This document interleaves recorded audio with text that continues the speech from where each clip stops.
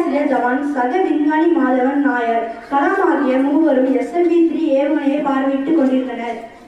அங்கு தீயணைப்பு கருவி ஒன்று ஏவுகணைக்கு நேர் எதிராக நிறுத்தி வைக்கப்பட்டுள்ளது.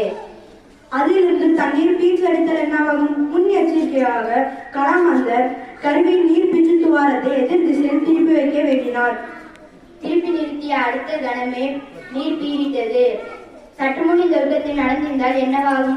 கலாமின் இந்த செயலால் SLV-3 ஏவுகணை பிழைத்தது.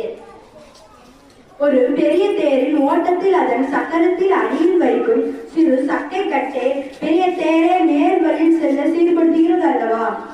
அதுபோல ஏவுகணையை திருப்ப ஹைட்ரஜன் ஒரு குட்டி புனல் பூம்பு வழியை வெளித்தள்ளி ராக்கெட் திசையை திருப்பும்.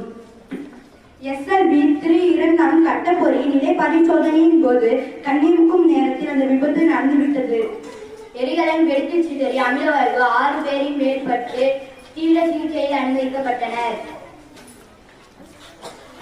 SLV-3 பறப்பதற்கு தயாராக இருந்தபோது திருவனந்தபுரத்தில் இருந்து சிவசாமிநாதன் ஒரு சிறிய பாகத்தை ஸ்ரீஹரிகோட்டாவிற்கு SLV-3 பறப்பதற்கு தயாராக இருந்தபோது திருவனந்தபுரத்தில் இருந்து சிவசாமிநாதன் ஒரு சிறிய பாகத்தை ஸ்ரீஹரிகோட்டாவிற்கு விமானம் மூலம் எடுத்து வந்தார்.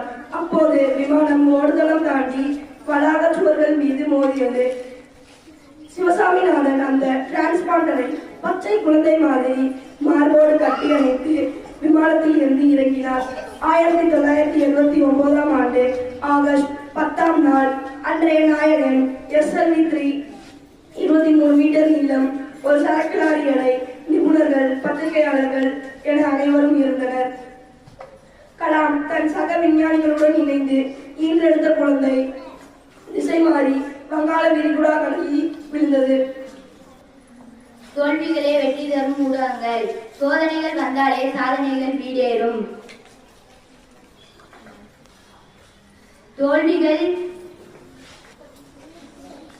தோல்விகளே வெற்றி தரும் ஊடகங்கள். சோதனைகள் வந்தாலே சாதனைகள் ஈடேறும். வேதனைகள் பட்டறிந்தே விஞ்ஞானம் முன்னேறும்.